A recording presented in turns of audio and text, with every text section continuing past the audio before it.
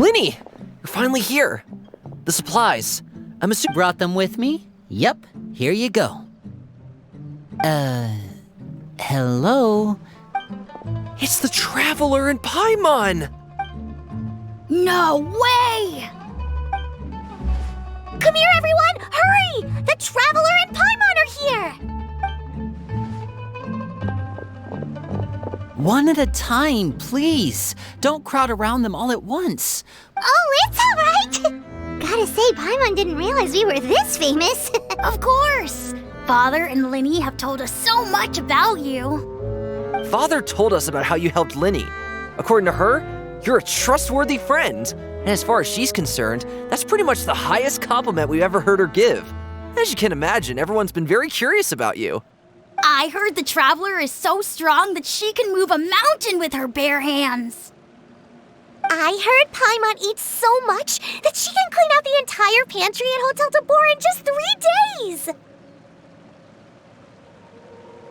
Wait a second! That's the rumor you heard about Paimon? Oh, wait. When guests visit, you're supposed to give the... Oh, we don't need something like that. Come on. We insist. I can give you some of my new potions. Just pick your poison. And by that, I mean medicine or actual poison. I've got the... Huh? Or maybe Shaplo can teach you guys about stealth. He's super good at it. He's never been caught. Ah, now that's not a bad idea. I know you usually prefer to fight head-on, but it never hurts to expand your bag of tricks, right? I was poisoned not too long ago, and I'm still dealing with the after effects. So I'm not quite as good as I was before, but I can still give you some pointers. Wait, when you... But those are the best things we can give you. You don't like them? Ooh, how about this? Tell me the name of someone who really annoys you, and we'll teach him a lesson for you. All right, Fold, Selwar. I think that's enough suggestions for now. When it comes to being a good host, it's the thought that counts. You don't need a physical gift to make our guests happy. In fact, pestering them with suggestion after suggestion might make them more annoyed than anything. Really?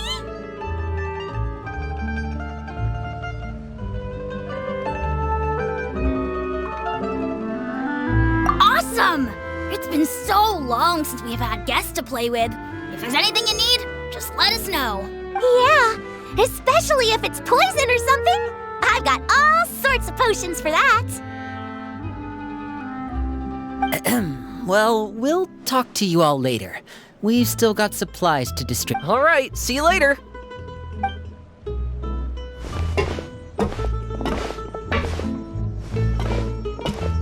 Bye!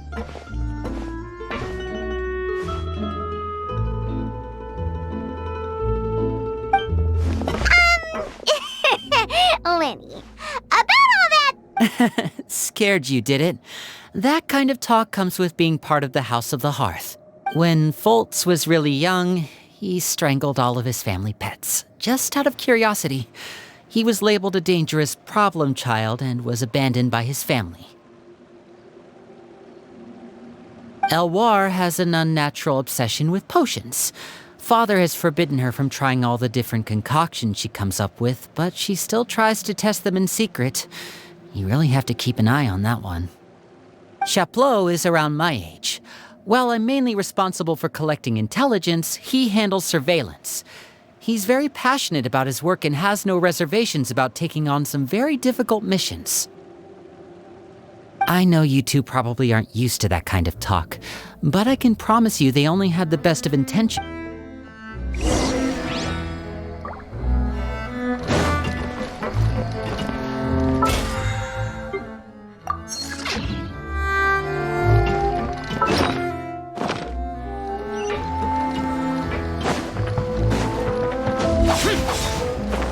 Worthless!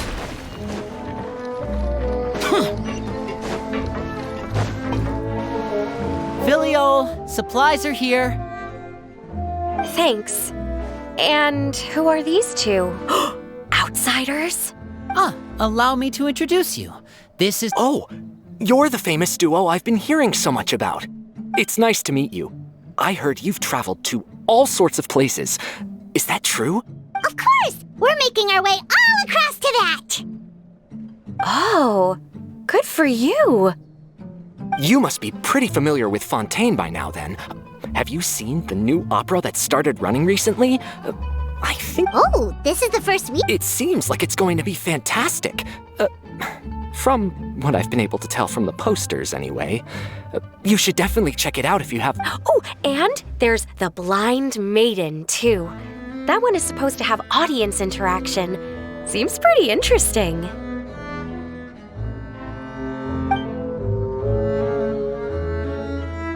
After this mission is over, I think I'll go get a manicure. Oh, maybe I should dye my hair. Wonder how much it'll cost. Is it just Paimon, or do these two seem much easier? I heard that. Oh! I'm guessing you're referring to Foltz and the others? Yeah, we're definitely not all like them. I bet those crazies are practically foaming at the mouth right now. I'm sure they just can't wait to get back to Snezhnaya to carry out the plan. That's enough, Filial.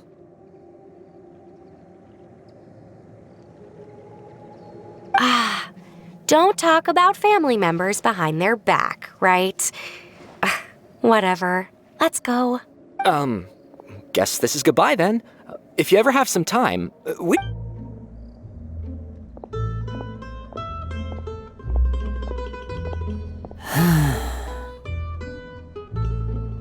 Well, that's it for the supplies. We should probably head back as well.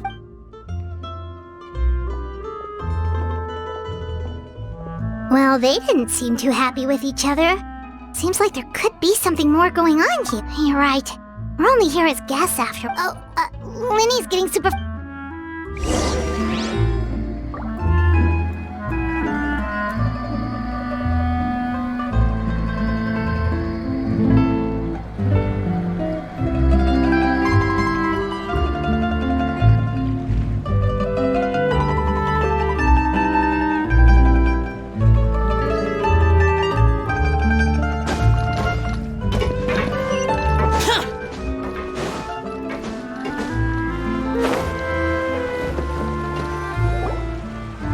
So, what do you think of the members you've met so far? Well, Father is always encouraging us to be strong-willed and independent. So if there's one thing we've got, it's people who aren't afraid to speak their mind. Well, I should probably get cooking. Wanna join? Of course!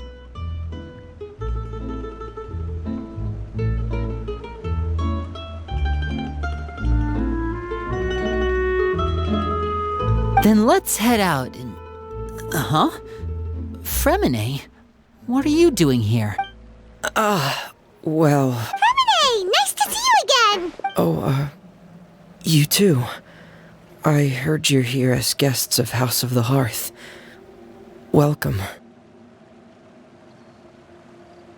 We were just going to make some food. Why don't you come along? I could use some help in the kitchen, and I seem to remember you mentioning you wanted to make seafood soup for the traveler in Paimon. Seafood soup? Oh, Paimon's drooling already. Were you looking for something just now, Fremine? Maybe I can...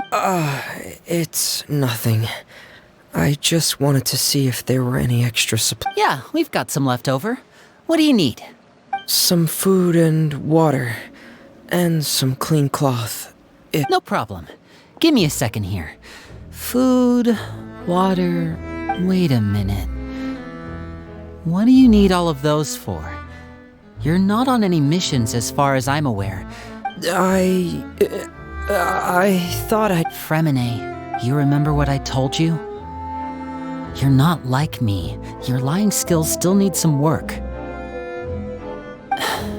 Tell me what's... Maybe it'll be better if we gave them...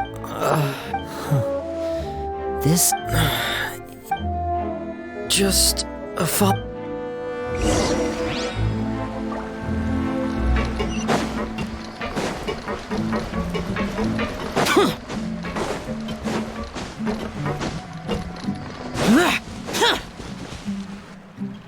You're back! Oh, and you've brought some friends with you this time! Hello, my name's Linny. I grew up in the House of the Hearth. Hi, Linny. I'm also a child of the House of the Hearth, just like you. You can call me Clairvy. Clairvy? It's nice to meet you. Does that name ring any bells, Linny? No, not at all. That's not a name we have on our roster, I'm sure of it.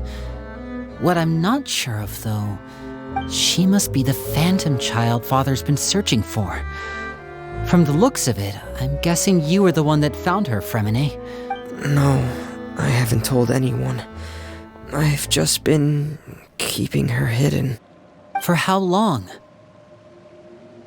About half a month now. So ever since we got to Poisson, then.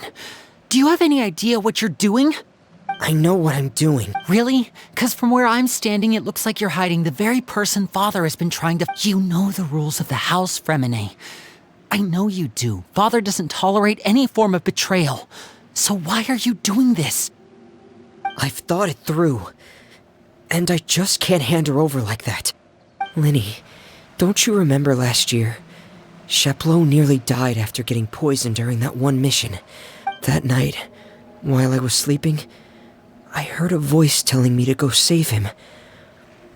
I opened my eyes, but I couldn't find the source. That feeling of being haunted, of hearing voices. It's happened many times in the House of the Hearth. So what you're saying is...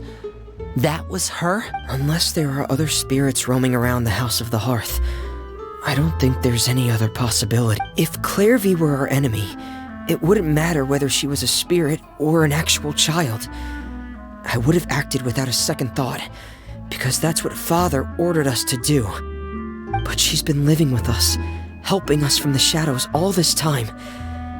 I think that makes her family. I couldn't just hand her over to be dealt with. Not when there's so much we still don't know. So what's your plan then? You can't keep her here forever. I haven't thought that far yet. I don't want to... Come with me. There are a couple things I'd like to say to you in private.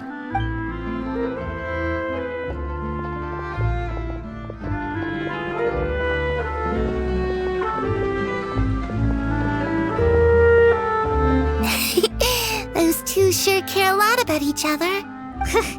Well, they got a funny way of showing it. From where... No way! They have a really deep bond. I could tell right away, 'cause I also have a friend like that. I just don't know how long that kind of bond can last. The darkness in the house runs deeper than you can imagine. No one can get out alive. I'm sorry, Linny. Oh, really? You didn't mean to? 'Cause I, for one, wish you did. Huh? You know, when we were younger, you didn't call me Linny. You called me brother, just like Lynette.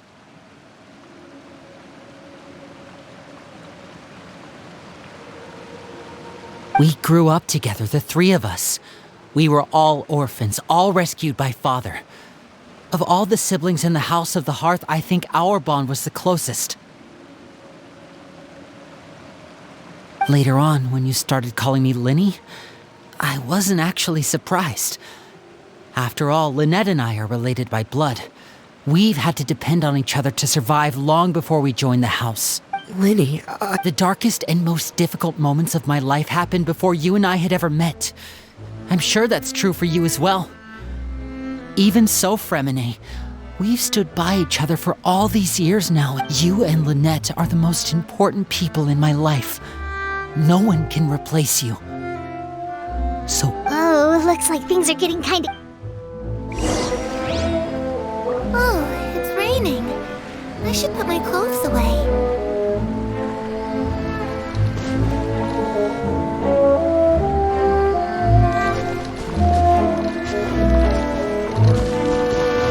Harry? Huh. Looks like she's not here either.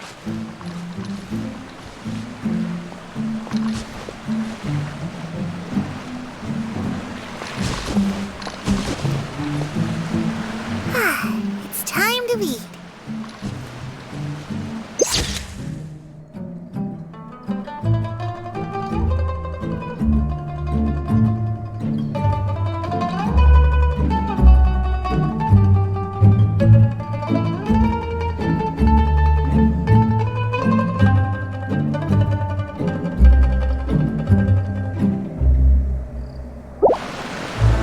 Reduced to just standing around. How absurd.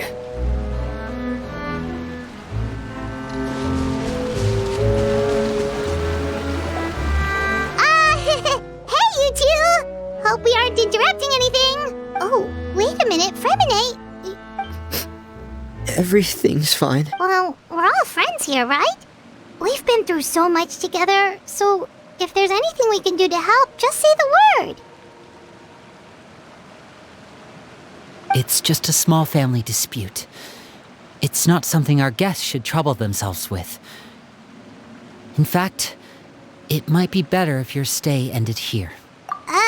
What are you getting at, Traveler? When guests are around, families are often on their best behavior. And any disputes are less likely to escalate. That's what you're trying to say, isn't it? Just... Thank you. Me too. Well, back to the matter at hand then. If we don't plan on handing Clairvy over to Father, then our only other option is to solve the mystery of her identity. That means finding out where she came from and what she's doing here. Then we can send her on her merry way. I've tried that already. And? And... nothing. I tried taking her somewhere really far away, but after some time, she just reappeared. She even came with us all the way to Poisson. It seems like wherever the house is, she follows.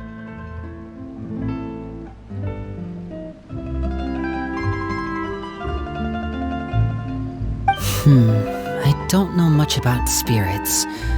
Do you two have any ideas? Let's see here. Paimon remembers hearing something like, if you fulfill a spirit's last wish before they died, they'll let go of whatever's keeping them here and return to the ley lines. Oh, it's just that Paimon doesn't really remember where she heard that, so it's not guaranteed to work or anything. Well, sounds like it's worth a shot. Guess that means we should go ask her about her wish. But first, Fremine, I need you to promise me something. What is it? I need you to promise me that this will stay between the two of us. We're the masterminds behind this whole thing. No one else gets involved. Can you do that for me? Of course. I promise. All right. Then let's seal the promise just like when we were kids. Fist bump on 3. Ready? 1, 2, 3. I swear.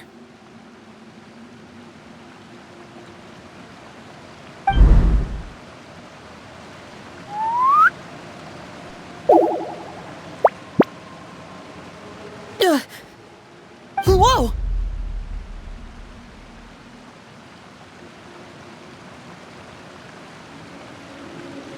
Lynette! But what a surprise! What brings you here, dear sister? And, when exactly did you get here?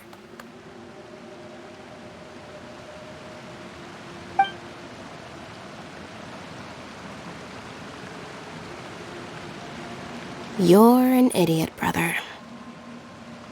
And you too, Fremine.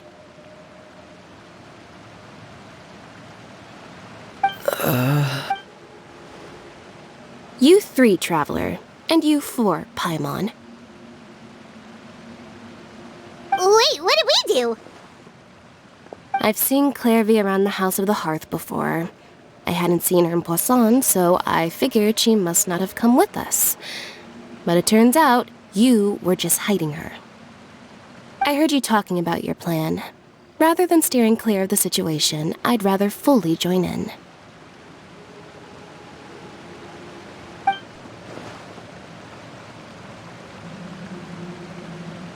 If you don't agree, I'll have no choice but to report everything back to Father. Simple as that. You're not giving us much wiggle room here, Lynette. Well, I guess we're all in this together then. After we talk to Clairvy, we'll figure out our next move. There's no time to lose. Let's go.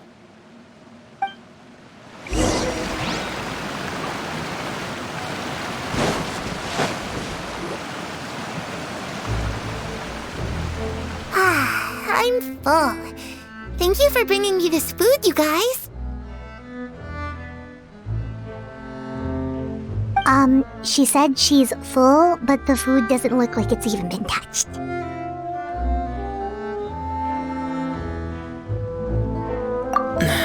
That's right. Based on what I've been able to observe, it doesn't seem like Clairvy can interact with the physical world at all. Still, when she's presented with food, she'll always linger around it for a good little while. Maybe, in her mind, she really is eating those things. Does she know that she has already passed away? I've tried to ask her, but she didn't answer.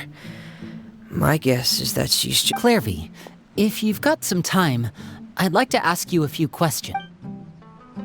Sure. Oh, another new friend. Hi, I'm Clairvy. Hello. Clairvy, how did you join the House of the Hearth? Huh? Isn't it the same for everybody? The knave brings you here and then you can't leave. It's just that your name, it's not on the roster. And I've never seen you before. The roster? Oh, I get it now. I think there might be some things you don't know about this place. The people in charge, they're not as nice as they look. They say they keep a roster, but it's not complete. There are a lot of people who aren't on it, and never will be.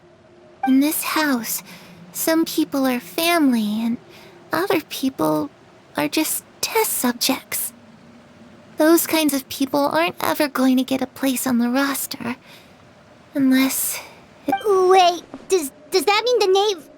Is there anyone that can vouch for you? Perry. She's my best friend. She's the only one I trust in this place. Have either of you heard of that name before? No.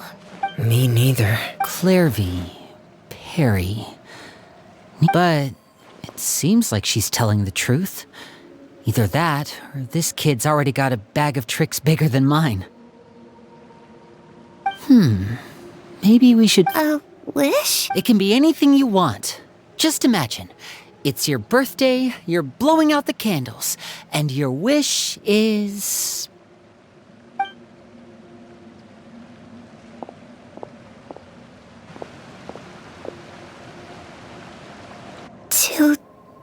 To go outside where the sun can find me. That's it? Well, that sounds easy enough. The darkness in the house runs deeper than you can imagine.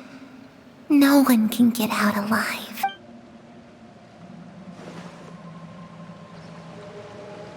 Okay, time to divide and conquer. I'll try and find a way to use basic illusory magic to take Clairvy outside and bring her somewhere with sunlight. Lynette, try and find the list of executions that Clairvy was talking about and see if her name is on it. Fremine, you stay in Poisson. We can't be the only ones who've had run-ins with... Understood. I'll try my best. What about us? What should we do? I really appreciate your willingness to help, but this is a family matter. I don't want to drag you in too deep. It's too risky. Let me think. Since Father considers you to be guests, maybe you could stick by her side for a little while. You don't need to do anything except... Ah, Paimon gets it. You want us to distract her. I'll give you a magic bird. If Father suspects something, all you need to do is release it when she's not looking, and it'll alert me that something's wrong. Of course, that's only as a last resort. If Father doesn't seem to notice us, there's no need to make contact. If the worst-case scenario happens and we're discovered, just tell Father everything. We're not going to let our guests get punished for our own actions. That's where we draw the... You too. Okay.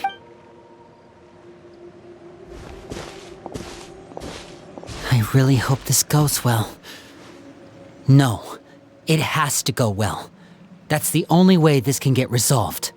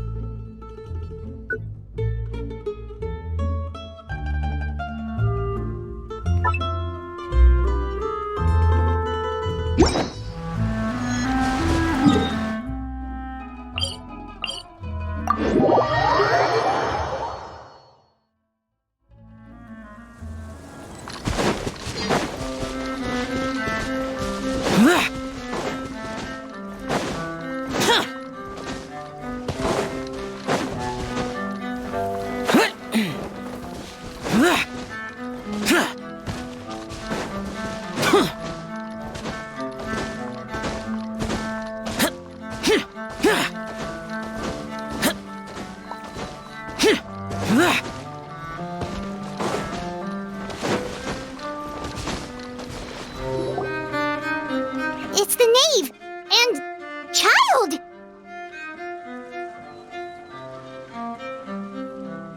Hey! Aren't you supposed to be in Snezhnaya recuperating? What are you still doing in Fontaine? Oh, it's you two. I didn't expect to run into you here. I was unconscious for quite a while after the fight in the Primordial Sea. After I woke up, I realized I was being taken back to Snezhnaya, and well, I couldn't have that now, could I?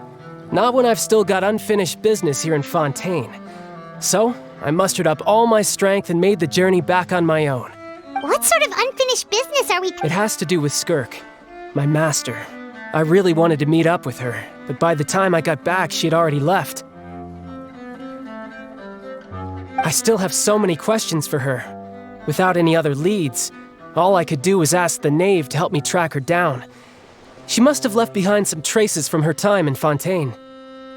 Oh, okay, so have you found any clues? Unfortunately, no. While the House of the Hearth is adept at collecting all manner of intelligence, certain existences can still manage to escape our purview. Basically, unless Master feels there's a need to meet with me, she's not going to be found. But that problem has an easy fix. I just need to become stronger, and then... Paimon thinks you should focus on... The worst of it is over.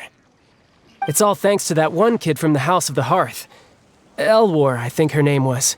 She gave me a bunch of random potions to drink. They didn't go down easy, let me tell you. Pain and chills all over. And that's good, because it looks like I really do have to head back this time. The old man's been putting the pressure on me. He sent someone to tell me I'm needed for some sort of project. Project Stuja? Yeah, that's the one. I heard Regrator's involved too. I'm not looking forward to having to listen to all his monologuing, that's for sure. Hey, maybe you could think of a way for me to stay in Fontaine for a little longer. Helping Linny and the others brush up on their fighting skills would be far more interesting. If you and I could spar, that would be even better. I've been waiting for a chance to see you go all out. And what a sweet little daydream that is. But I also have a role to play in all this. I'll be leaving Fontaine shortly as well. Besides, considering how little they see fit to step outside the homeland, being called on to return to Snezhnaya by such illustrious dignitaries, what a great honor. Wouldn't you agree? One I could do without, Is it just Paimon? Or does it kind of seem like they're... So, dear guests of the House of the Hearth, to what do I owe the visit? Well, we just... Right! We're super close to Linny and the others, but we still don't know much about you! Is that so? Introductions have already been made, have they? Oh, Well, you see, there's only so much you can learn about someone from a short introduction. Good question. I'd also like to know. The fact that you have to ask tells me our intelligence work has been quite successful. Telling you the answer to that question. Spoken like a true diplomat. That was some expert sidestepping right there. Well, if there's nothing else, I think I'll take my leave. I still have a small matter to resolve at home. Wait, don't go!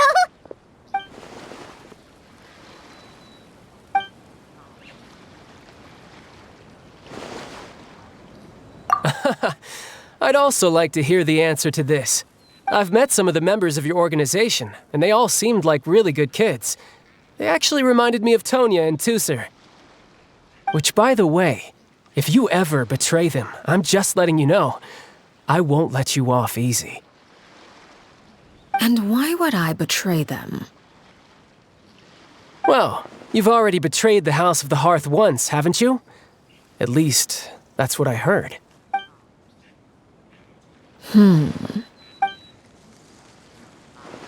Okay, I admit. That's just what the old man told me. The rooster, I mean.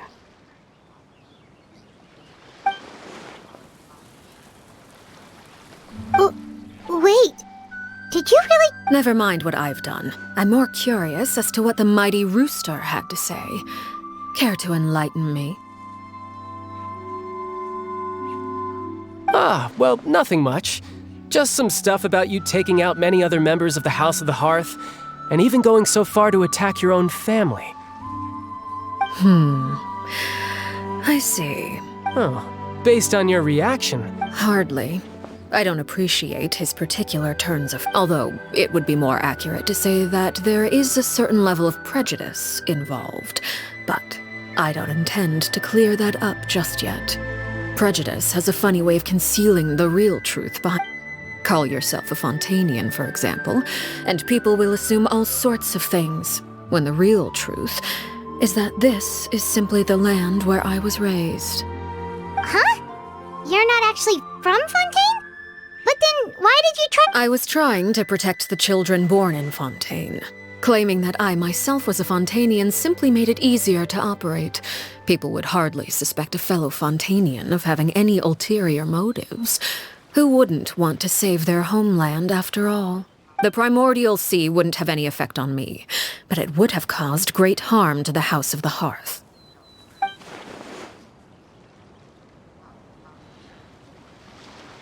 So, you stayed in Fontaine for the kids. I guess I was wrong to believe you'd betray them. Apologies. Looks like I was holding on to some prejudices myself. Good. Like I said, I like it when others... Actually, while I was recuperating at the House of the Hearth, I heard that members always resolve disputes and arguments with a friendly spar, and the loser has to back down. Seems pretty cool if you ask me. Would also give them plenty of opportunities to hone their skills. Well, that's only a recent development. In the past, such spars weren't nearly so... friendly. The losing party would lose everything, including their life. They were that high stakes? Whew. Well, the current atmosphere's not half bad. I'm a bit jealous, actually. You've got so many family members around you, and... Having a lot of family around means dealing with a considerable amount of bickering and scheming. Once Tonya and Tusser enter their rebellious phase, I'm sure you'll understand. Just imagine. Tusser becomes obsessed with plucking out strands from the rooster's mustache, or Tonya decides to dye her hair 42 different colors. Okay. I get the picture.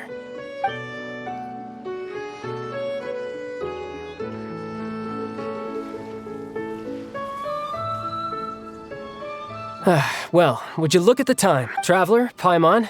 I'm not sure where our paths will cross next, but the next time we run into each other, we should definitely try and find some time to spar. Again, maybe this is a conversation we can have when you look less like you're gonna keel over. All right. Well, thanks for everything, Aclecchino. No thanks necessary. You also played a part in obtaining the Gnosis. I would say we can call ourselves even. I like the sound of that. Well, I'm off. See you all some other time. We should probably get going too. Oh? You want me to leave so I'm rather enjoying the evening breeze. If you don't mind, I think I'll stick around for a bit. Apologies for not attending to you like a proper host. Please forgive this slight. We managed to keep her distracted until nightfall. Good thing Child was there to keep the conversation going. You don't think she suspected anything, do you? Oh, I wonder if Liddy ran into any issues. Oh? You decided to stay a little longer? Let's take in the ocean view together, then.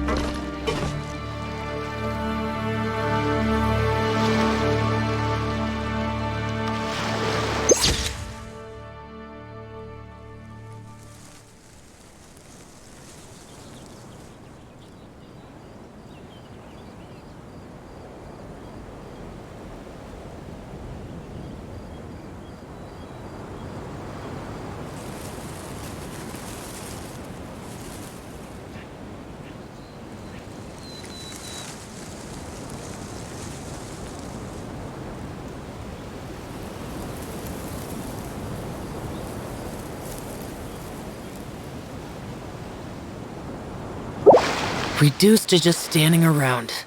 How absurd.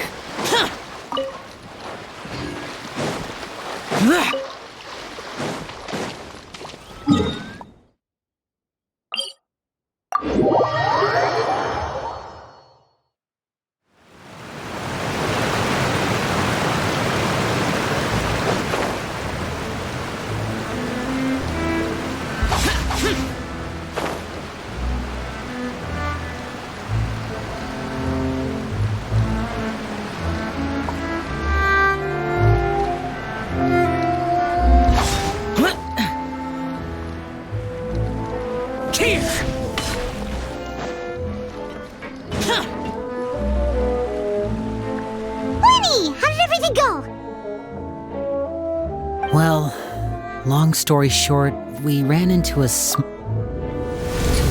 Everything was fine at first. She followed me up to the surface But as I led her out of the shadows and into the sunlight, she vanished. I turned around and there she was, standing at the edge of the shadows, silently watching me.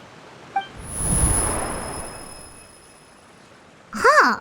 Maybe she's afraid of sunlight, or... Well, we could always try pushing her into it. Oh, true. I've pretty much tried it all already. Nothing worked. Eventually, the sun went down, so all I could do was bring her back here. How did it go with you, Lynn? Good. I've got the list. It's Really? Well, what?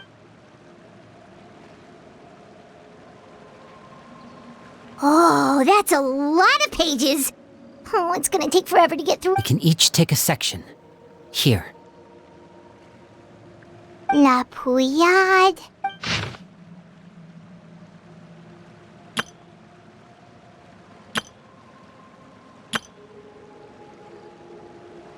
Oh, yikes. That our rare guy has a... Ah, I've met him before. The scar is from an injury he received during a mission. Did he say... Well, I asked if there was someone he was interested in. He said no, and that it was only later that I learned he really did have someone he liked. He risked everything to escape so he could be with her, but... it didn't... Wait, so that means... It may seem cruel, but it's just one of the rules of the house. Betrayal is not to be taken lightly.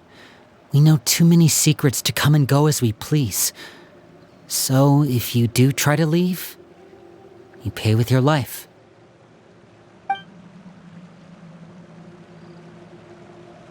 Her name's not here, huh? Let's shift our attention then.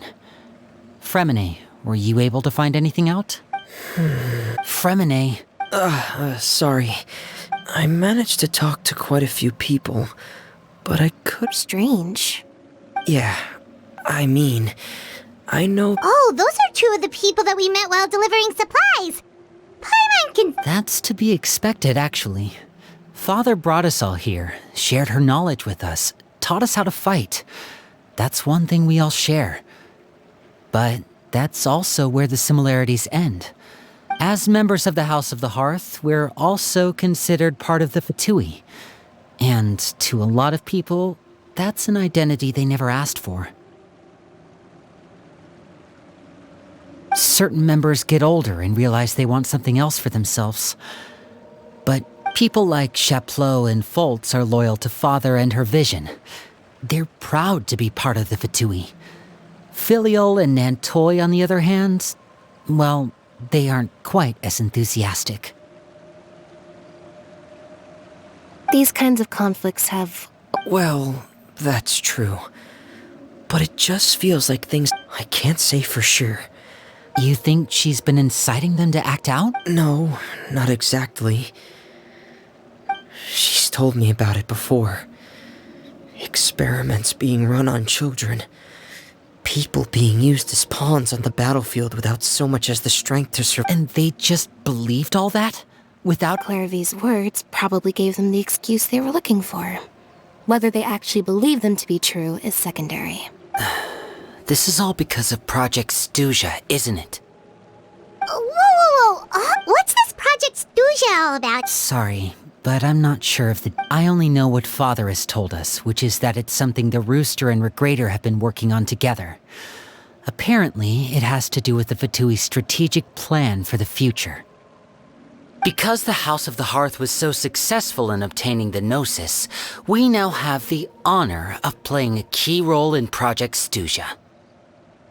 Wait, but is... Key role is just another way of saying dangerous role. To us, the whole thing is an inconvenience. Father thinks so too, but she's in no position to refuse. Their plan isn't exactly unreasonable, and they've been funneling the house a lot of funding. It's just that we'll lose a lot of members in the process. Participating in the plan, it's an honor in name only. What they're really trying to do is subdue us. The existence of an intelligence organization outside their control makes them feel uneasy.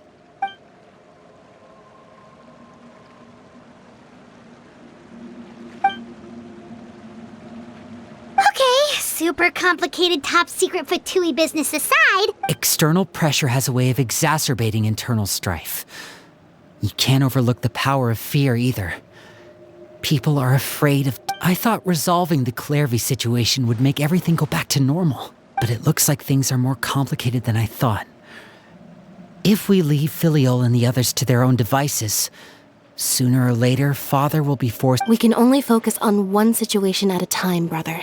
You're right. Even if we confront Filial and the others, it won't do any good. It might even make matters worse. We should focus on Clairvy for now. Well, it's getting late. We should head back and get some rest. Lynette, you stick with me this time. Fremine, keep a close eye on Filial and the others. Good work today, everyone. Have a good night, and I'll see you tomorrow.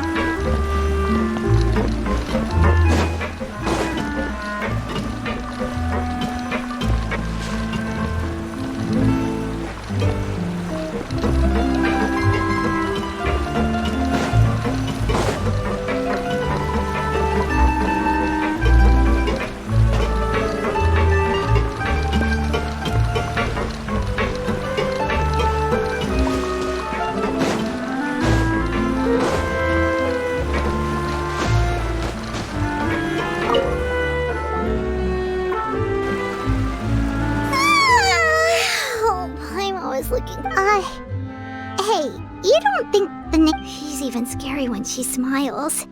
If she were to actually get angry... you have to protect Paimon if that happens, okay, Traveler?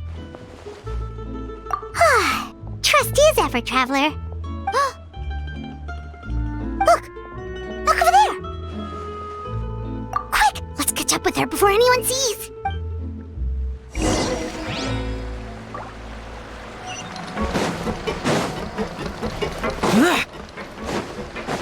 Useless. Over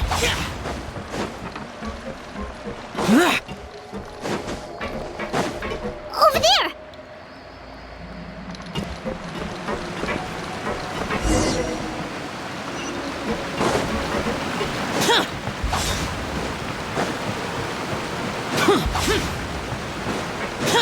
Oh, where is she going? Oh, if someone sees her, we're toast!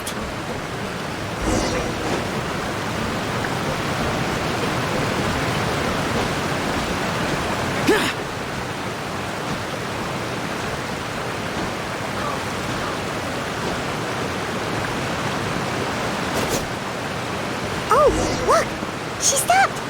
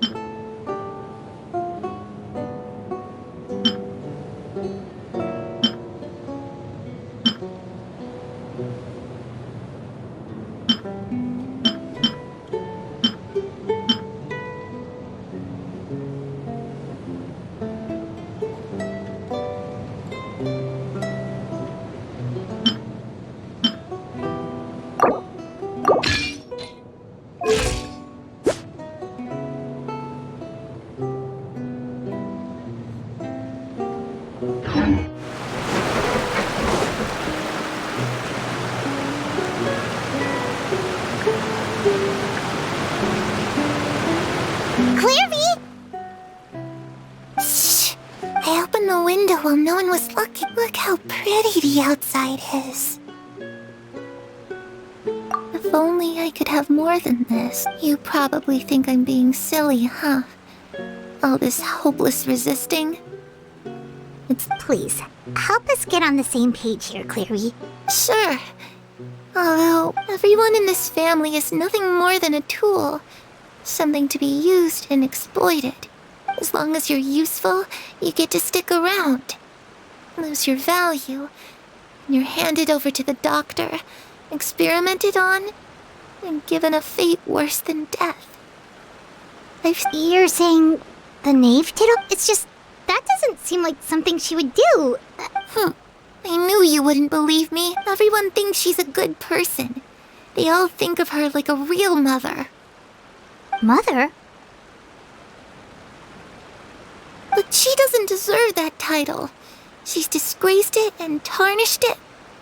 And if I had things my way, if only Perry were here, she'd understand. Perry? There's that name again. Also, Paimon's getting estranged. It almost feels like she's not really here with us. Paimon can't tell if she's actually talking. Well, in any case, it seems she looks so young. But it's getting windy. I should close the window. Ooh, look at the moon. Isn't it pretty? Hey, wanna hear a secret? Perry and I promised each other that once we're older, we're gonna go see it together. But I can't find her. I'm worried she's also been...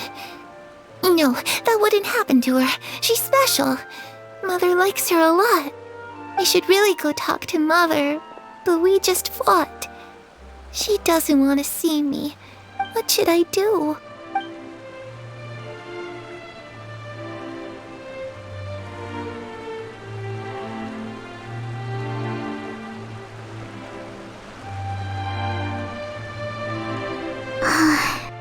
I'm really... Well, let's head back. We've got an early morning tomorrow.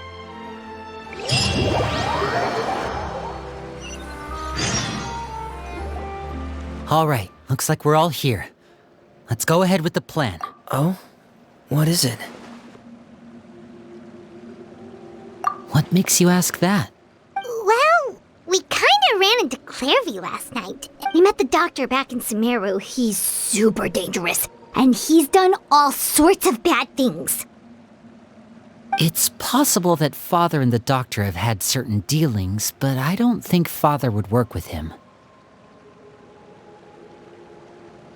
We're not really on the same side, so there's not a lot of trust between them. That doesn't exactly set the stage for a successful partnership. I did hear, though, that when Father first became a Harbinger, the Doctor offered to work with the House of the Hearth. Father rejected most of his proposals, except for one. Secret experiment? Could that be what Clairvy was talking about? I don't think so. I don't know any details about the experiment itself, but I do know it's an entirely independent operation. The Doctor only proposed a direction for the research. That was the extent of his involvement. I still don't think that counts. The details of the experiment are confidential, but complete records are kept on all participants. That doesn't seem to be the case. I know you don't agree with some of the Fatui's methods, and I'm not asking you to. But I am asking you to trust us on this. The House of the Hearth has its own principles. There are certain lines we're not willing to cross. Alright, that's good to hear. Clairvy seems to think the Knave and the Doctor worked together to do something horrible. If that turned out to be true, Paimon doesn't know how he would even face you guys. It's just that it doesn't seem like Clairvy is the easiest thing to do would be just ask the Knave directly, but Paimon doesn't think she'd tell. Father didn't come back last night. She's probably still near the shore. Lynette, you're with me. All right, let's get to it.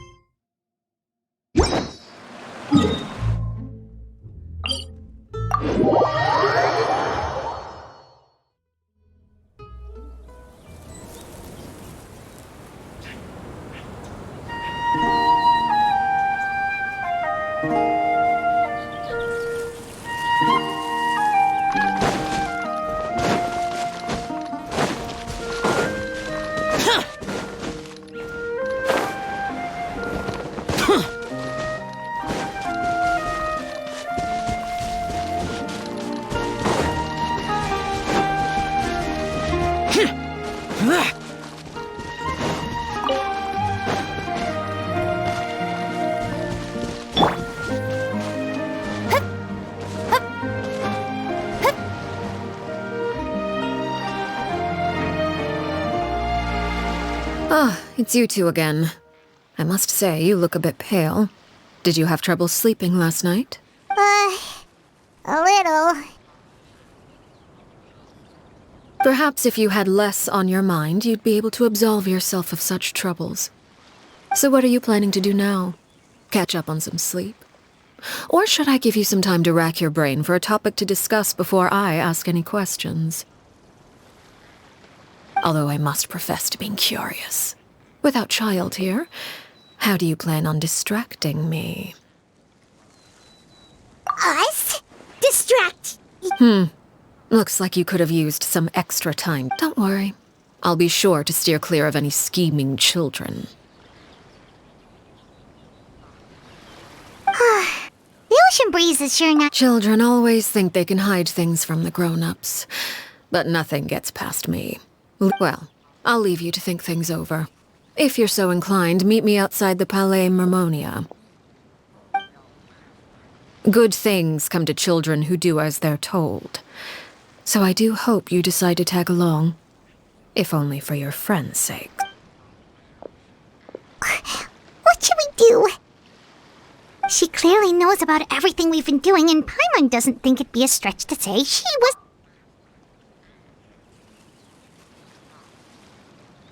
Oh, good idea. Well, we should probably head to the Palais Mermonia. Paimon doesn't want to find out what happens if we don't show up. Okay, then we probably shouldn't keep her waiting.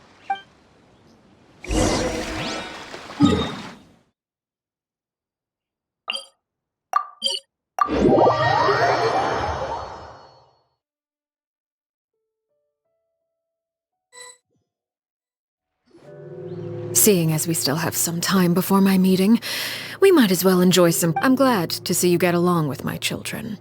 Being surrounded by good companions is necessary for a You're not planning on... I assume you're referring to Lenny, Lynette, and Fremine, although there's that situation with Filial and Nentoy as well. It appears quite a few people have been acting out lately. No matter. I'm not one to discriminate. All those who betray the house meet the same. Does that mean you're going to kill them? Oh, are you here to beg for their lives?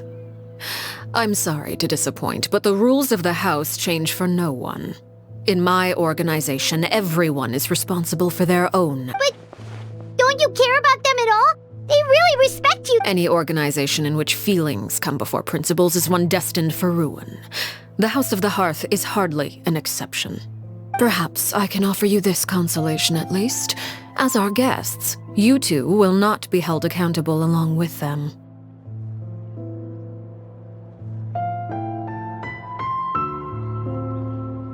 I would imagine Linny, Lynette, and Fremine will be able to keep their lives. As for Filial, Nentoy, and the others, I'm afraid there's little I can do. They can try to escape, but once you know our secrets, there's no getting out alive. But that... Ah, you seem concerned. If Linny and the others manage to dispose of Clairvy in the meantime, all evidence of their wrongdoing will be lost. In that case, I could hardly punish them for something I couldn't prove. If their efforts are unsuccessful, on the other hand, all will be held accountable. Of course. Oh, and here, I believe this belongs to you. Do try and keep better track of it next time. It takes a considerable amount of time to train a bird like this. It would be such a pity if you were to lose it. Permanently. Wait, where did you get that? Well, I'm afraid that's all the time we have to chat. Now, I asked you to meet me here because I have business at the Palais Mermonia. It has nothing to do with you, but I think it would be prudent for you to stick by my side for the time being. Well, time to go. Looks like we wrapped things up.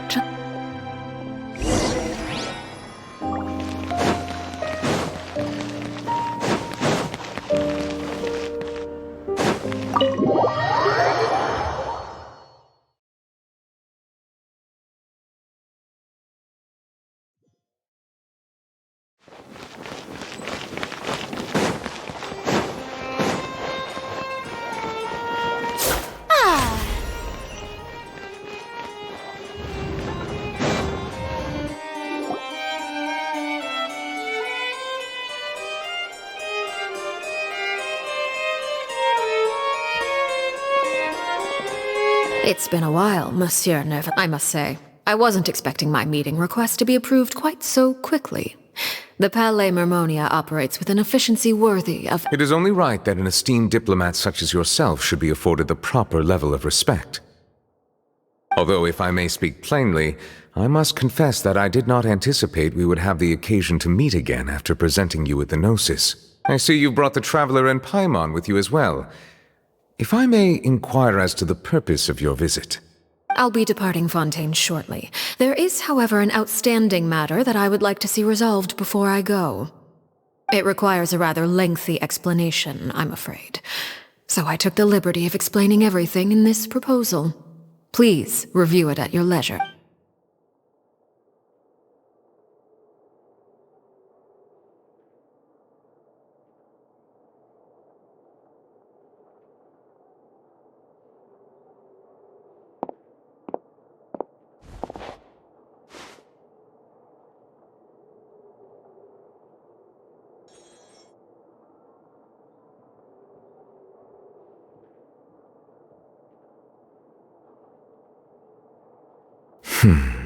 I understand your request.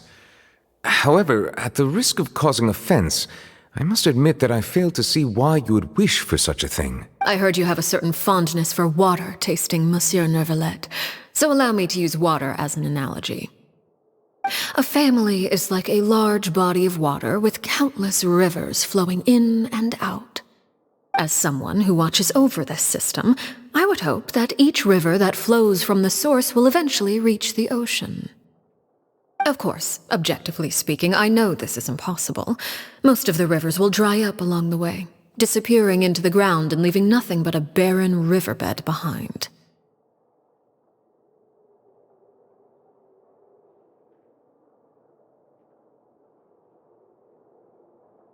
Not all rivers are destined to reach the ocean, but I would not see their existence rendered meaningless. I believe the water that flows within them is simply meant for a different destination, like a field in need of irrigation. Or perhaps the glass of a certain water-tasting enthusiast. Did you get any of that? Your words paint an optimistic picture indeed. Allow me to remind you, however, few among us are willing to sip from a glass filled with tainted water. It may have been tainted at one point in time, but not to worry. I'll make sure it's strained of all impurities and returned to its cleanest form. I seem to recall there being a transactional aspect to your proposal. If you accept my proposal, Monsieur Neuvillette, I will gradually withdraw my forces from Fontaine. And, unless absolutely necessary, I will no longer carry out any special missions within Fontaine. I presume I can take your words to mean that, in the future, cases similar to the Tartuffe assassination will cease to cross my desk? Tartuffe? Ah, that thief who embezzled funds from all those charities, you mean? My deepest condolences to his family, but without any evidence, I cannot imagine how the House of the Hearth might have been involved in his past. Of course, if you accept my proposal, Monsieur Neuvillette, I'm sure certain measures— You choose your words carefully indeed. In that case, I am inclined to accept your proposal. My thanks for your generosity, Monsieur. Well, with that settled, we should be going now. I took the liberty of bringing along 2 bottles of spring water from Snezhnaya for you to enjoy. I do hope I get the chance to hear your impressions. Perhaps at our next meeting, yes? Indeed. I trust you would not overlook your commitment in the meantime. All right, Traveler Paimon. Time to go.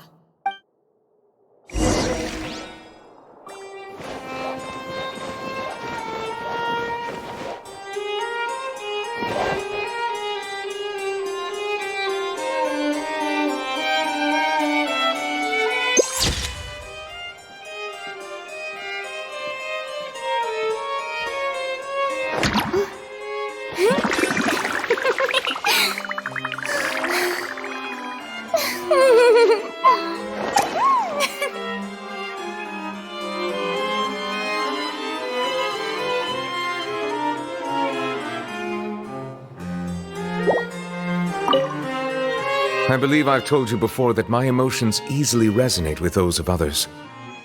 Yet in the few meetings I've had with that Harbinger, I haven't been able to sense any aspect of her emotional state. Her mind is like a still body of water. Who knows what darkness lies in its depths, and the lack of ripples on the surface gives nothing away. It's unclear whether this is her natural state of being, or whether it's an incredible strength of will that gives her the ability to master her emotions. Either scenario, however, suggests she is a very dangerous. I do not expect an explanation as to why you two are by her side. Whatever your reasoning, I would only advise you to take caution.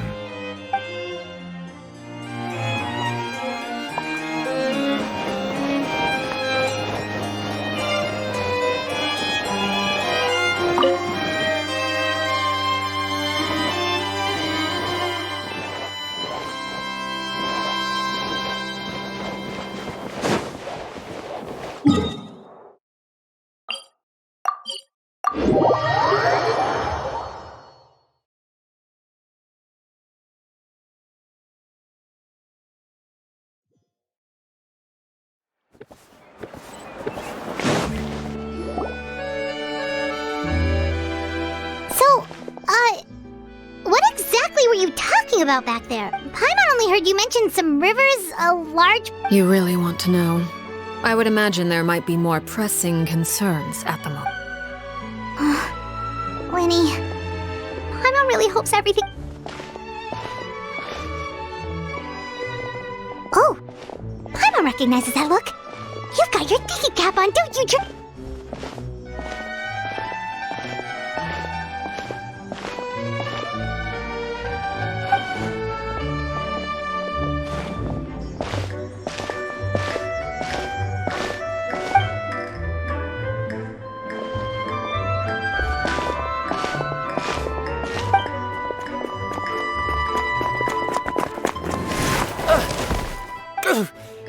Oh, shoot.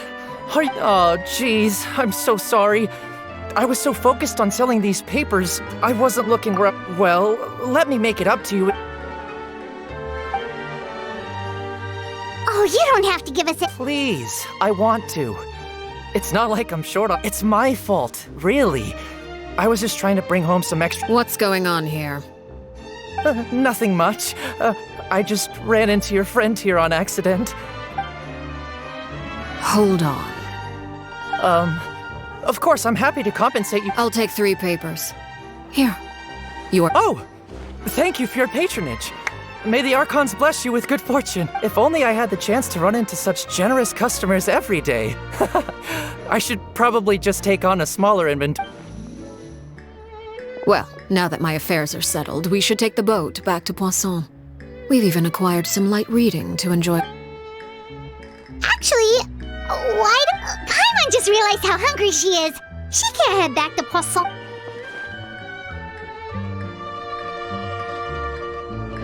It appears you two are under the impression that delaying our return will somehow alter the situation. And that being said, I could be persuaded to give Linny some extra time.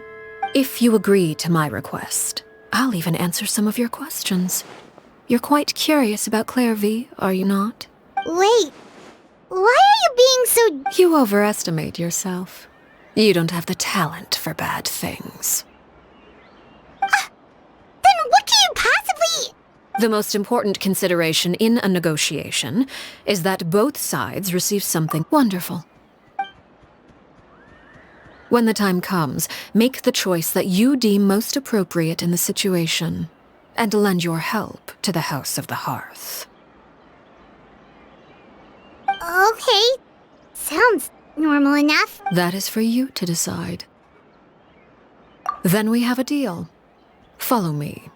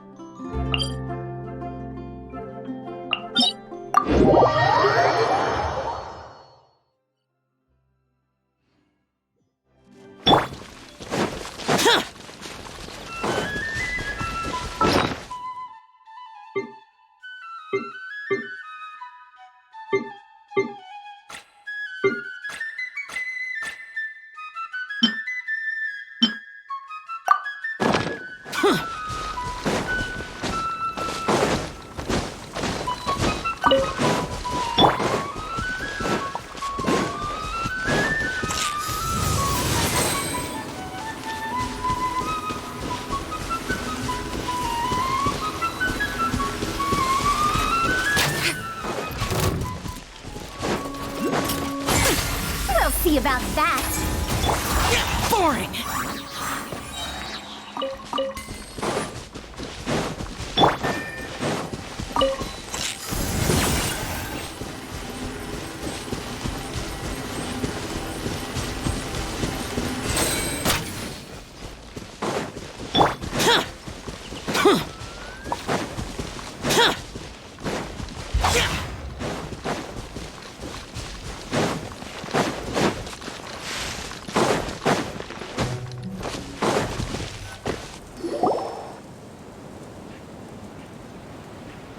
What is this place? Somewhere long forgotten by everyone. It used to be a grand building. No one comes here anymore, nor does anyone care about what once... It was before I became a harbinger, and before Linny and the others joined the House of the Hearth. Due to certain events, I first killed Clairvy and then her mother. And this... You were the one that killed Clairvy? Patience now. Allow me to explain Clairvy's side of the story first. I'll start from the beginning. Clairvy was 6 years old when she was brought by her mother, Crucibina, to live in the House of the Hearth. From the outside, it seemed like a fairy tale. A thriving family made up of kind adults and friendly children. Crucibina was the knave at that time, and the House of the Hearth was under her control. She was Clairvy's mother by blood, but she was also the mother to all the children in the house.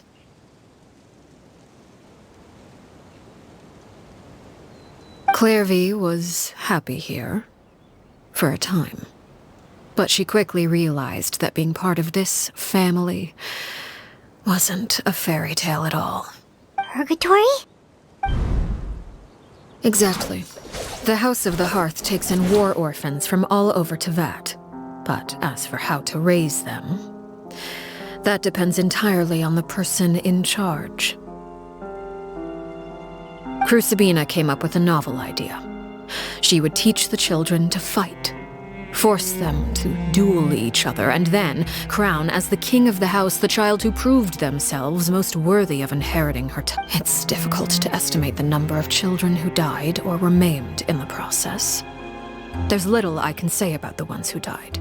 They would be handed over to the doctor to be experimented on, or sent away on dangerous missions. Nothing more than tools to be used and then discarded. So those were the experiments Clairvy was talking about. But what actually happened to her? You said that Clairvy was Crucibina's daughter, so if Clairvy... Despite being Clairvy's mother, Crucibina cared little for her daughter. She forced Clairvy to join the House of the Hearth only as a means to demonstrate her own impartiality as a mother. Clairvy did try to convince her mother to change her ways, but it was to no avail. After her efforts failed, the only other option was to rise up and try to fight back. Of course, there was one exception. Someone Clairvy's age who knew the truth about the House of the Hearth. Her name was Peruere. Wait, the friend that Clairvy mentioned? Friend, huh? I suppose we can call her that for now. Clairvy was a cheerful and passionate person with a tenacious spirit. Peruere, on the other hand, was rather cold-blooded. Her cold-blooded nature allowed her to see through Crucibina's facade. Yet, it was also this cold-bloodedness that prevented her from acting against it. At least at first. Well, despite their differences, the two became fast friends, united by their knowledge of the truth. Clairvy told Peruere that she hoped to create a real family, where no one would be killed or set. There may have been a certain naivete to her ideas, but Clairvy proved her determination many times over. She tried countless times to run away, ask for help, or expose the truth. But her efforts only earned her beating after beating. Even with her body racked with pain, she would still stand on her tiptoes and open the window at night. She and Peruere would look out at the moon together. Oh no. What happened? Her hopelessness resulted from a culmination of things. 10 years had passed. 10 years worth of failure after failure. She and Peruere weren't children anymore, but finding any chance to escape still seemed as hopeless as... It was during this time that Peruere suggested a new plan. If escaping was out of the question, why not take down the very person sitting on top of this throne of lies? Clairvy rejected that proposal.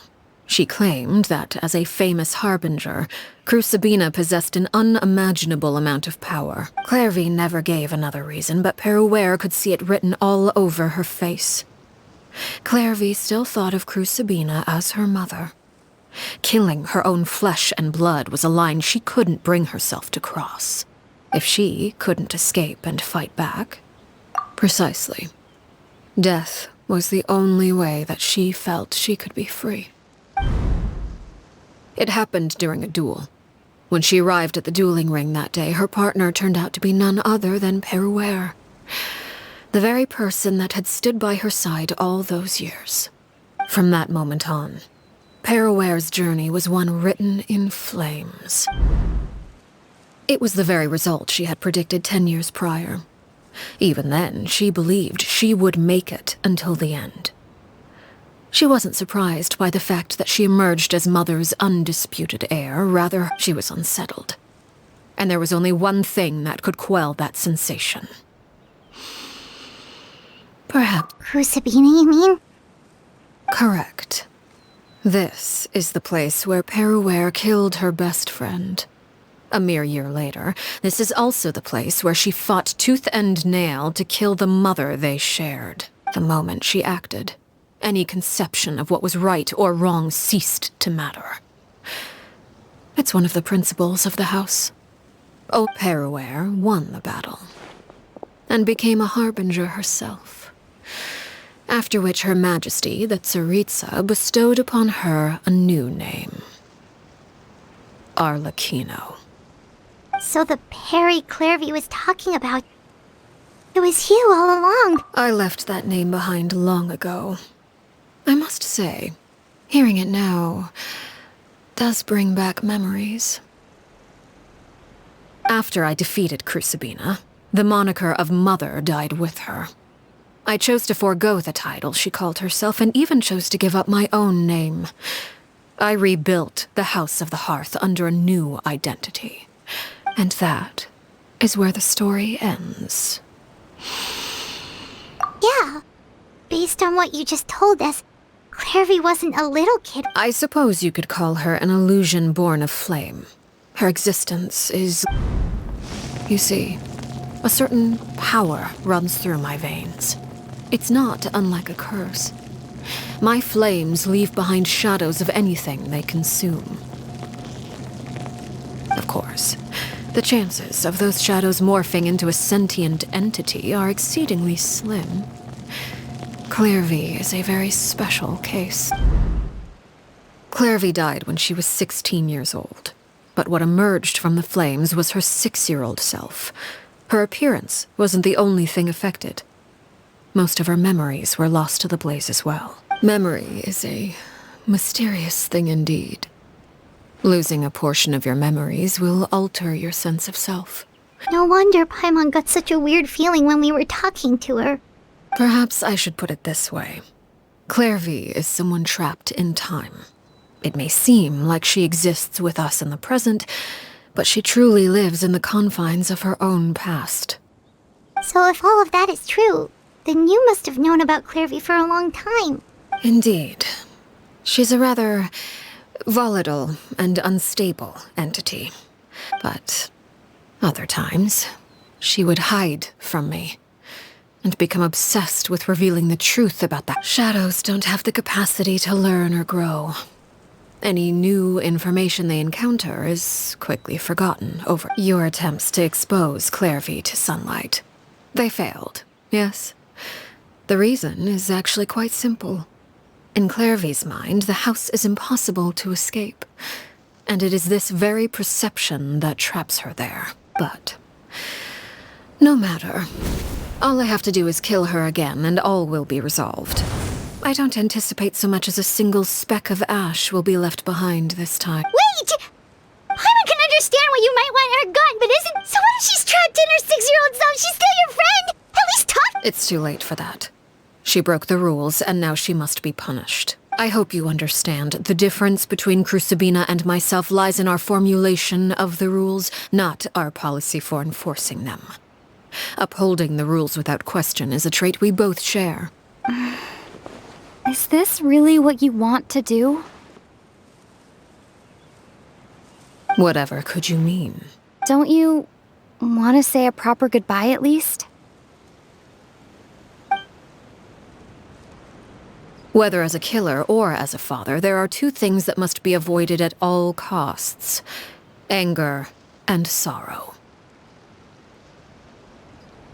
Anger makes you impulsive. Sorrow causes you to waver. Well, it appears it's about time to proceed. Before we arrived, I told some of my well-behaved children to bring our troublemakers here by nightfall. I do believe I've kept my end of the deal.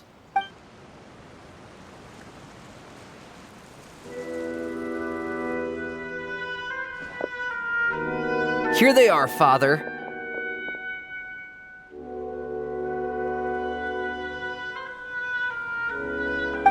You gonna execute him?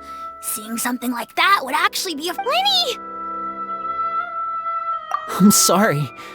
I heard about how you helped buy us more time, but I still failed. I couldn't find a way to fulfill her wish. Huh? Are you... Perry? Indeed, it's been a while, Clairvy. Perry! Shh. Stay right there. I'm sorry to postpone our reunion, but first I believe certain scores need settling.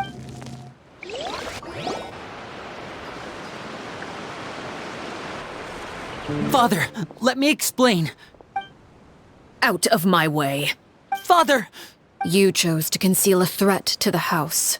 And for that, you must be punished. Overall, however, I suppose your wrongdoing is hardly the most egregious of the bunch, so I'll deal with your punishments later. By traitors?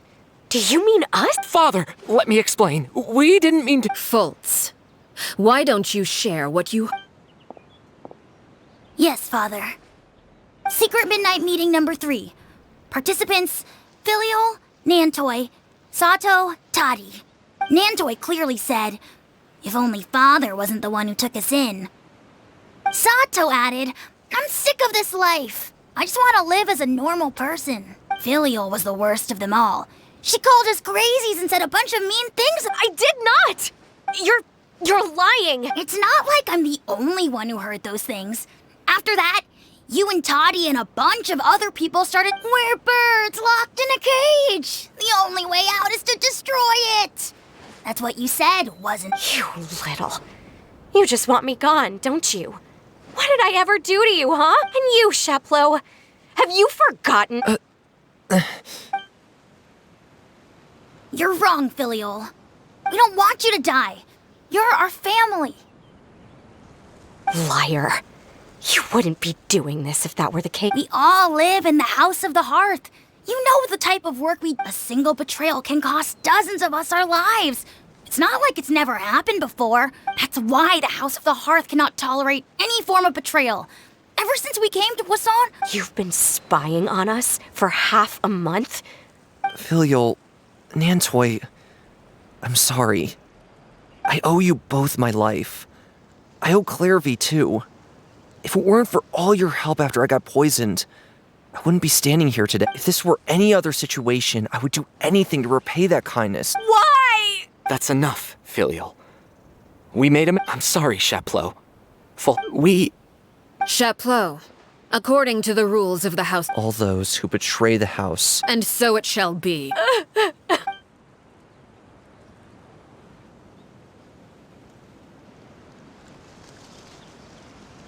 Father, please wait! Something you want to say? Please reconsider, Father. We all come from broken families. From the very first day but the truth is, none of us know what a real home should look like. I'm not saying I have all the answers. All I know is this. Killing Filial and the others may uphold the rules, but doing so will only bring us further away from being a real family than we've ever been. So please, Father. I agree with Linny. Father, please. Linny, you—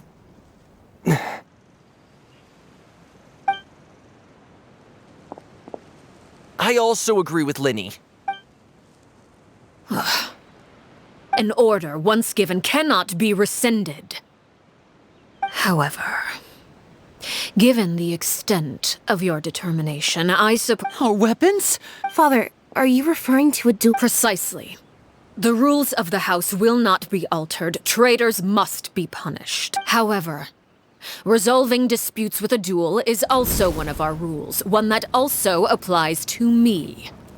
Demonstrate a sufficient showing of strength, and I shall offer a concession.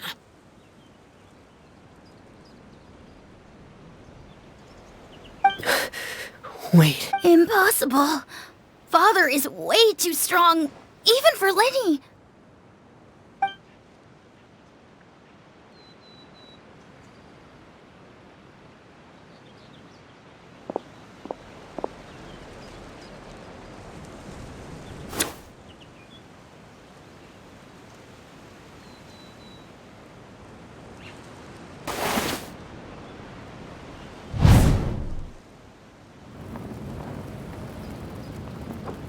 Did you hear that, Traveler?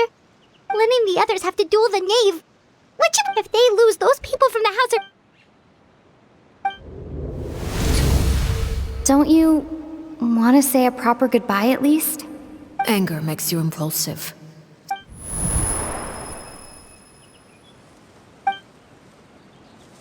Oh. Looking at that expression on her face, she seems really serious about this. When guests are around, families are often on their best behavior. When the time comes, make the choice that you deem most appropriate in the situation, and lend your help to... What's wrong, Traveler? Hey, where are you going? Traveler? You're asking to join the duel against the knave? I'll allow it.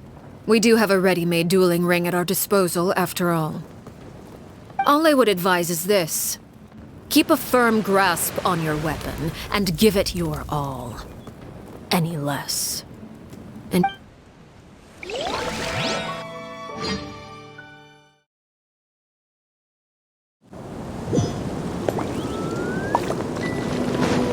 Everybody stand back! Off we go! Time to shine! Have fun with this gift! Useless evil conquering!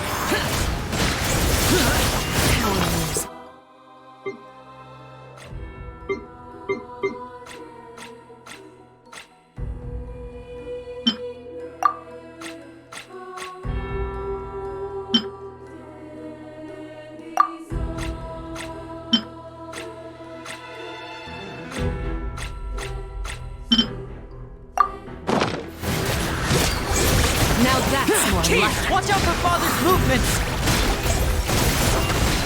With the fall of darkness, destruction shall rise.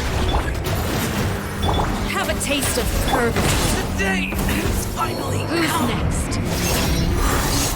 Spare your energy. Running is of little use. The shall be... Father's even stronger.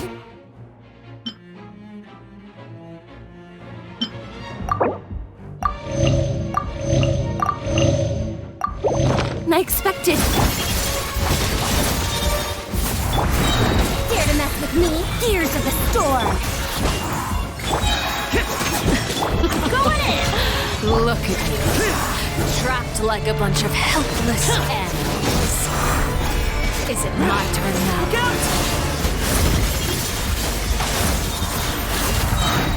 Not bad. You've proven to be a worthy opponent after all. Let's light it up. Teamwork is dreamwork. The countdown has begun. May I and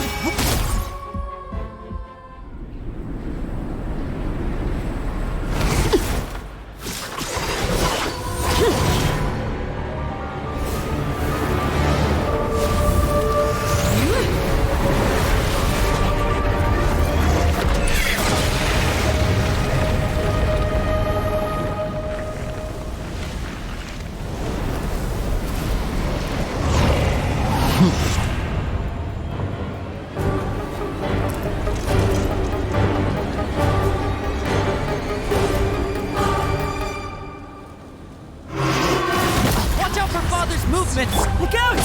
My blade is all that remains. truth repeats its course. Disappear!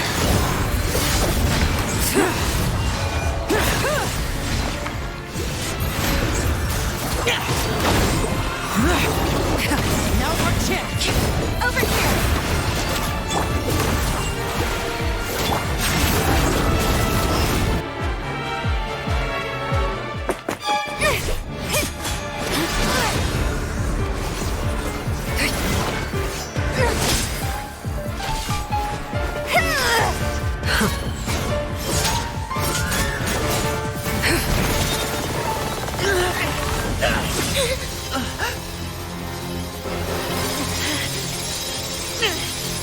You should know better than to crowd in one place.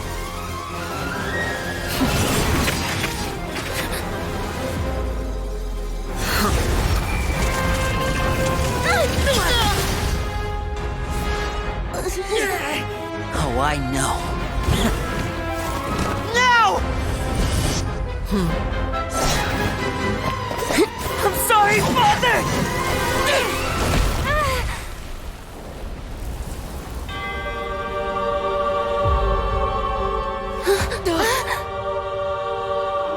Sorry for what? This pitiful excuse for an attack.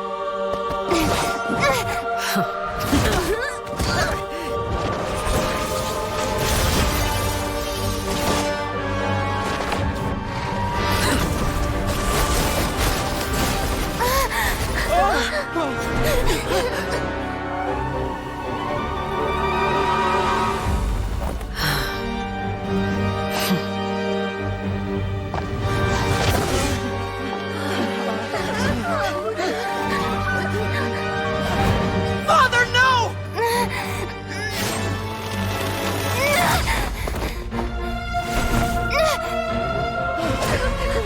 Made it out, did you? You're stronger than I expected.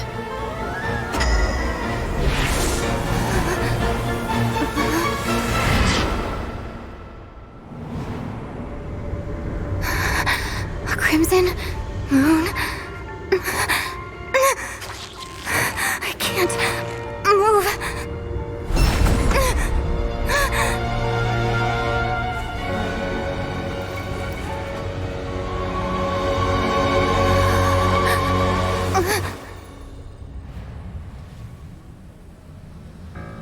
Still, not strong enough to beat me.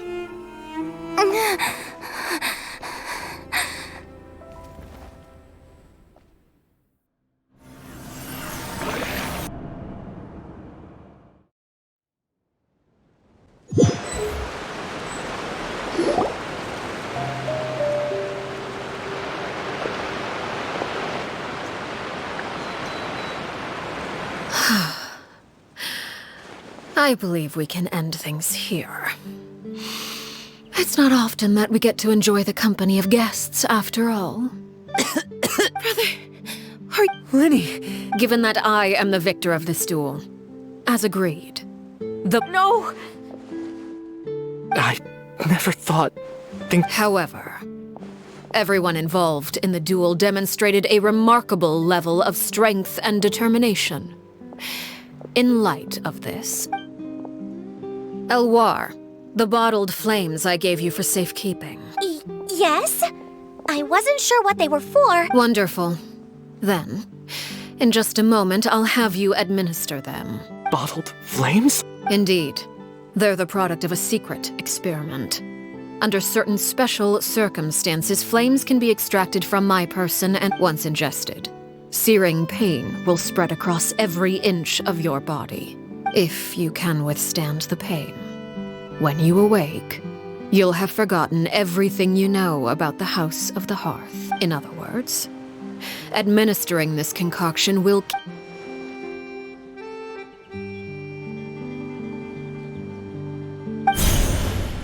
Memory is a mysterious thing indeed.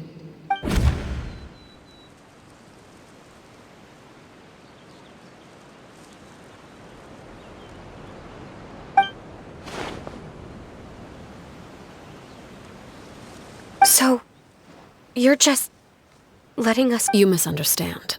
Memories are extremely important. Once consumed by flame, the version of you standing before me will die, and our secrets will die with you. Even so, I'm sorry, Father. I'm sorry I let you down.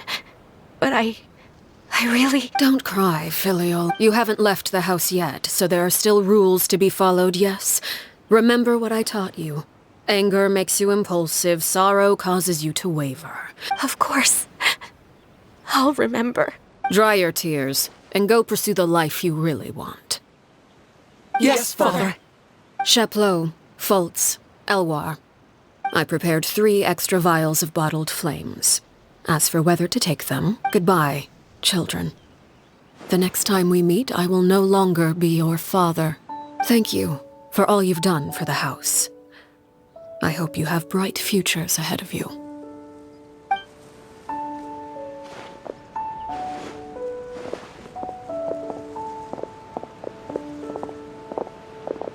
Father. Let's go.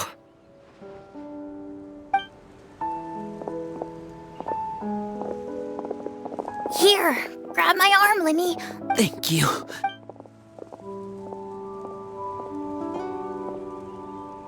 Clairvy.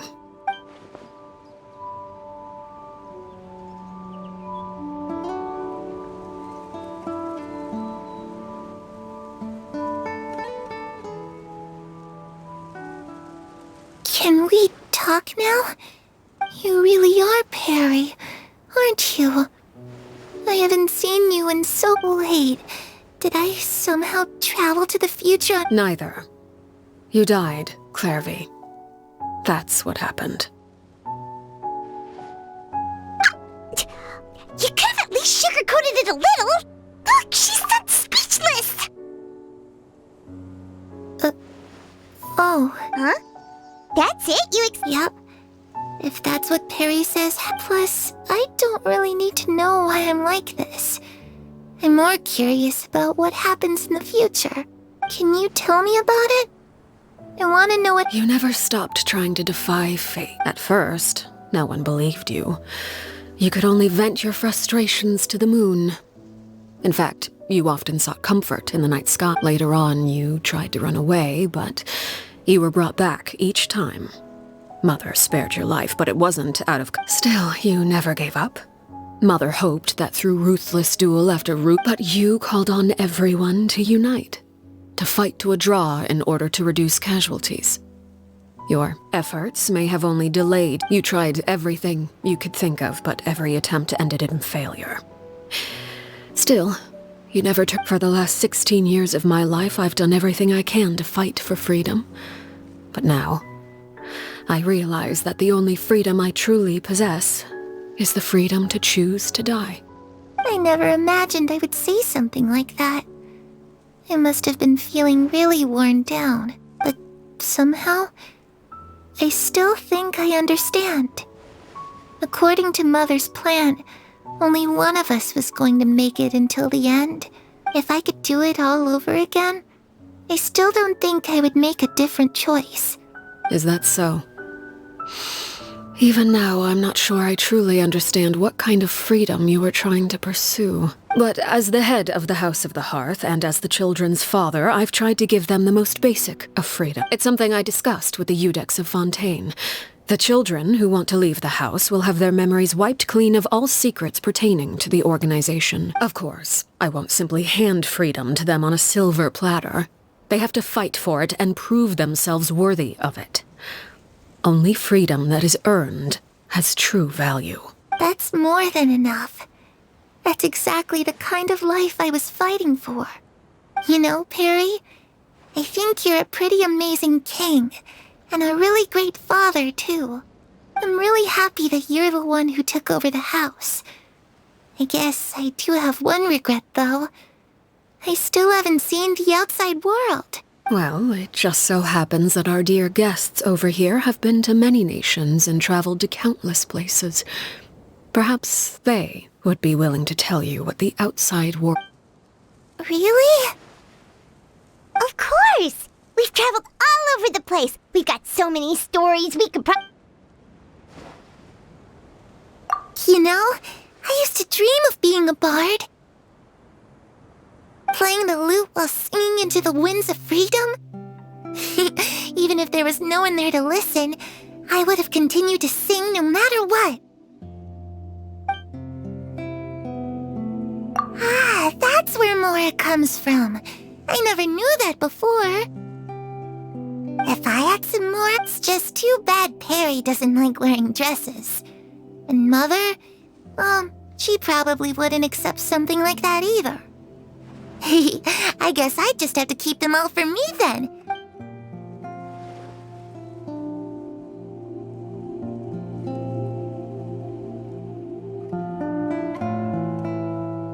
Those yokai you mentioned, what do they look like? I once saw a drawing of this one guy with horns on his head and a super scary face. Oh, sounds like you're talking about an Oni. Yep, we've met one, and let Paimon tell you. I was always too afraid to skip Mother's fighting lessons. But at the academia, I bet you could do all sorts of secret things in class. Things that have nothing to do with studying. I'm just kidding. Being able to study whatever you want without having to fear for your life.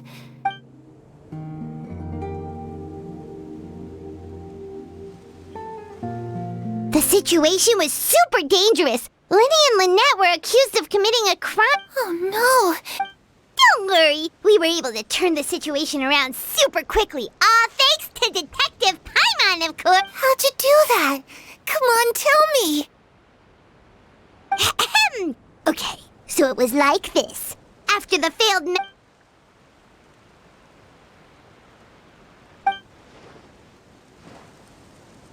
Shadows don't have the capacity to learn or grow. Any new...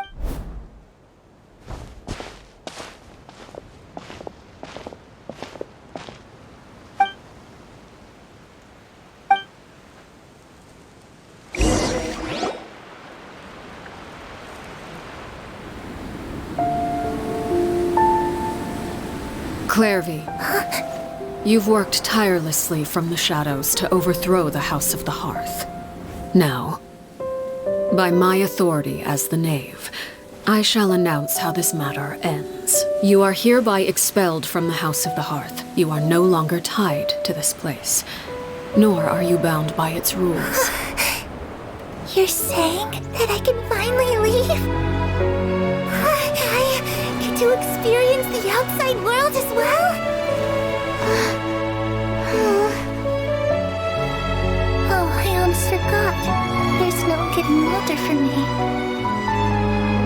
Still, seeing who you grew up to be makes me really happy, Parallel.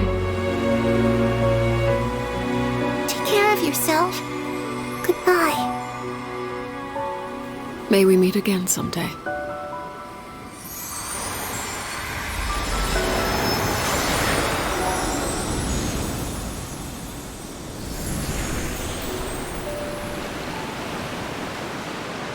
Clairvy. She left so soon. Paimon didn't even get to finish hers. I also have certain sentiments left unsaid. I wanted to tell her that the aurora I saw in Snezhnaya was just as beautiful as the ones in the pictures. But a shadow's memories reset at dawn. Had we delayed any longer, we wouldn't have had the time to say goodbye. Whatever regrets may linger, let them be lost to the coming of a new day. Father? It's Linny! Hey, Linny!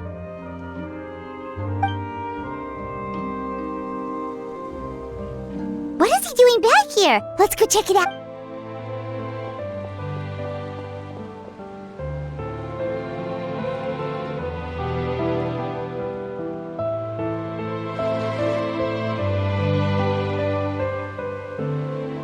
Father, the bottled flames have been administered. And you? What have you? Thank you for giving us that choice, Father. But we never wanted to leave the house. Lynette and Fremine feel the same way. I'm sure you're well aware of the expectations I have for you. I want you to follow in my footsteps and become the next king of the house. I must admit, I'm rather surprised by your decision to stay. There's nothing wrong with choosing to live a quiet life. Leading this organization is a heavy responsibility. I just never understood what you saw in me. You're brave, talented, and, most importantly, you cherish your family. You would do anything to protect them.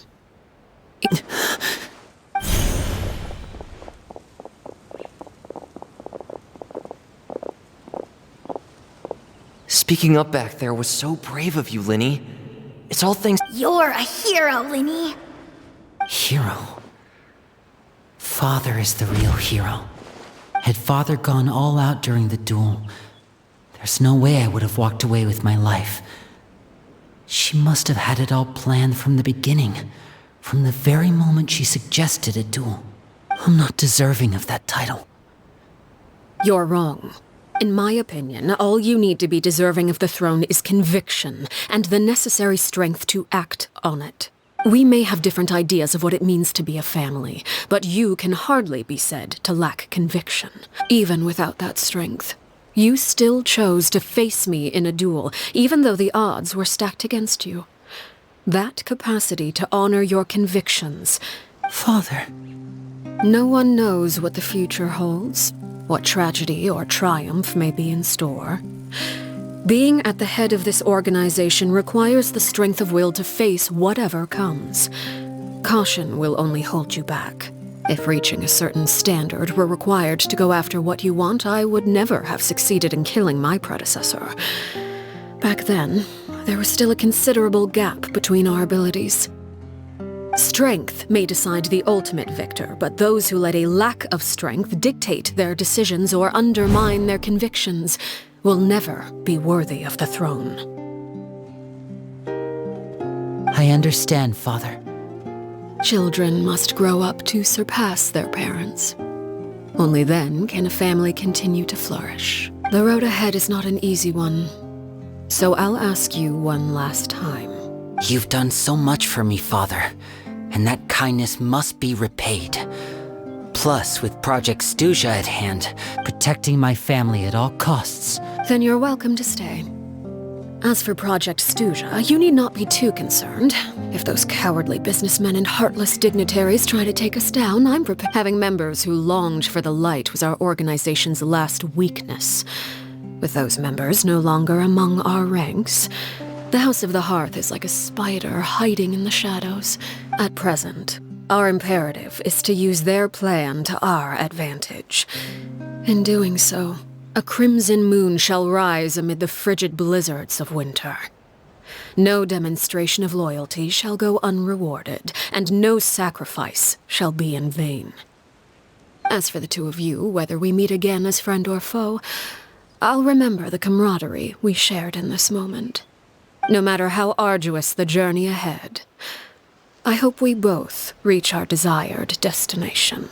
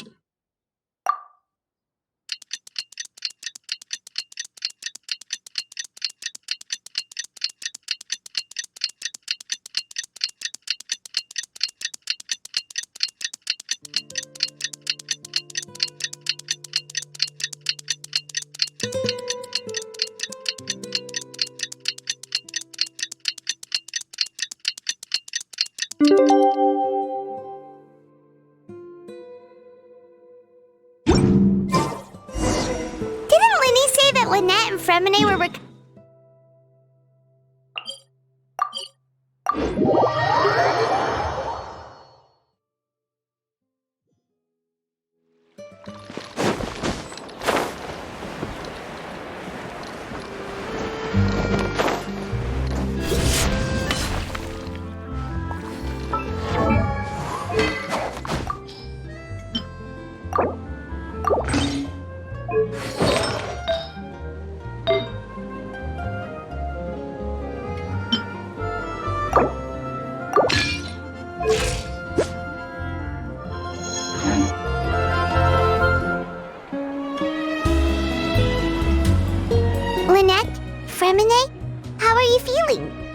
Much better. Whew, what a relief. What about you? Are you feeling all right? I knew you'd come out unscathed. Us, on the other hand, well, we've been bedridden for 2 days. I couldn't even turn over. Oh, and I wanted to ask, Linny and the other members have left Poisson and returned to the House of the Hearth. According to him, there haven't been any more sightings of a spirit roaming the house. I see. I'm glad. Father came to check up on us 2 days ago and told us about what happened with Crucibina and Clairvy. Actually, Wait, what? You've met the former? Crucibina died a year after Clairvy. It was during the year between their deaths. Crucibina had an extremely cruel and radical way of doing things. When I joined, though, the experiment she valued so much had already come to an end, and all the people involved, dead and injured alike. A couple of months after I joined, Father killed Crucibina. Father took in Lenny and me a couple months after that, but... It really seems like the last time you talked to her, did she mention why she kept it She said she didn't want us to be affected by the darkness of the past. She was worried we'd develop a false sense of gratitude towards her if we knew about it. The foundation of a family should be free of any corrupting influence. And that's what Father told us in the end. But I still thanked her for everything. It was only after hearing about what Crucibina did that I finally realized how insignificant our lives could have been. If Father hadn't taken over the House of the Hearth, I probably would have already... Father rarely brings up the fact that she saved us. She doesn't believe that being indebted to her should be what ties us together. But even if we didn't owe her anything, we may have arguments or times when we feel wronged. Some people may... Whether the path before us is bathed in sunlight. So I wanted to say thank you for helping us make it through this crisis. Oh, we didn't do anything, really. Of course. You're welcome anytime. Are Filial and Nantoy okay? I actually saw them at a cafe this morning. They didn't recognize me. From what I could tell, they seemed happy. If